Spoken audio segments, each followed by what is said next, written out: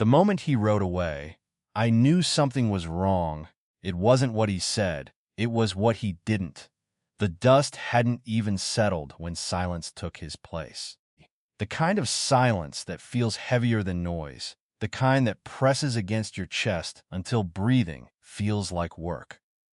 Stay inside, he had told me. Don't open the door for anyone. Simple words.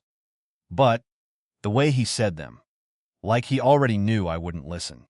I stood in the doorway of the cabin, watching his figure disappear into the horizon, the fading light of evening swallowing him piece by piece until there was nothing left, just the empty road and me. Alone, the cabin felt different the moment he was gone. Smaller, colder. Even the fire seemed weaker, its glow flickering uncertainly as if it, too, didn't trust the quiet. I closed the door, slowly locked it, then checked it again. "You're fine," I whispered to myself.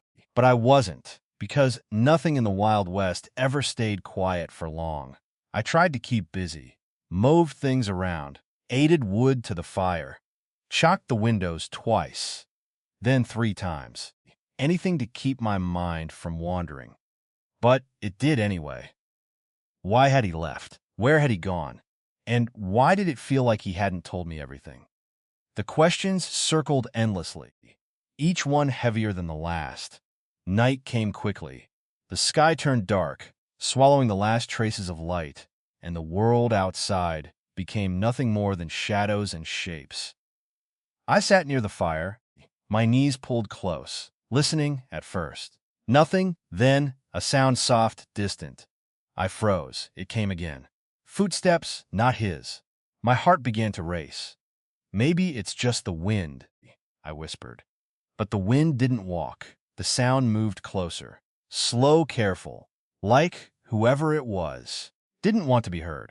I stood quietly, my eyes fixed on the door.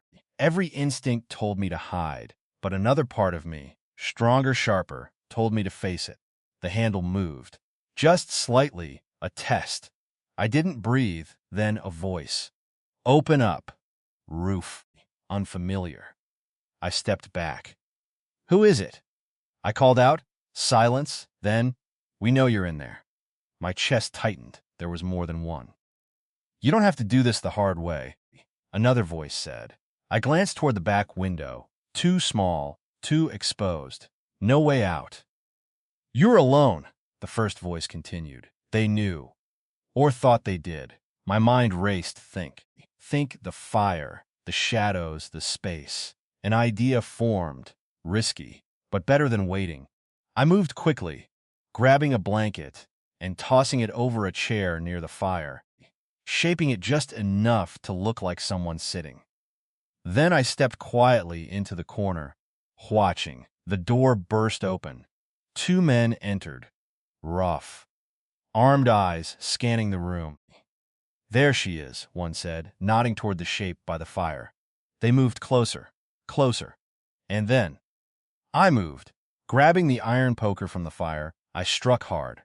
One man fell instantly. The other turned, shocked, but not fast enough. I didn't wait, didn't hesitate. I ran. Out the door, into the night. The cold air hit me like a shock, but I didn't stop. I couldn't.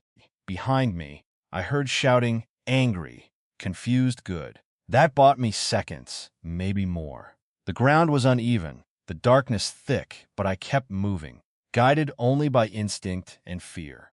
Branches scratched at my arms. Rocks cut into my feet. But pain didn't matter.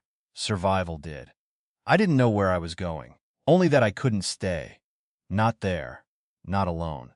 Eventually, my legs gave out.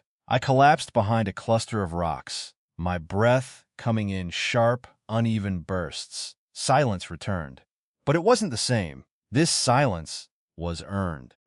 I stayed there for what felt like hours waiting, listening, until a sound, familiar, hooves. My heart jumped. "Don't move," a voice said. I almost laughed, because I knew that voice. He had come back. He found me shaking, exhausted, alive. "They came," I said. "I know," he replied. His voice was different now, harder, sharper. I shouldn't have left you, he added. No, I said quietly. You shouldn't have. He helped me up, and for the first time, AB didn't feel weak. I felt something else, stronger, because I had faced the night alone and survived. Why ending Hook Part 2 setup? But what scared me the most wasn't that they found me, it was how they knew where I was. Because that meant one thing. Someone had told them, and next time, AB wouldn't be waiting.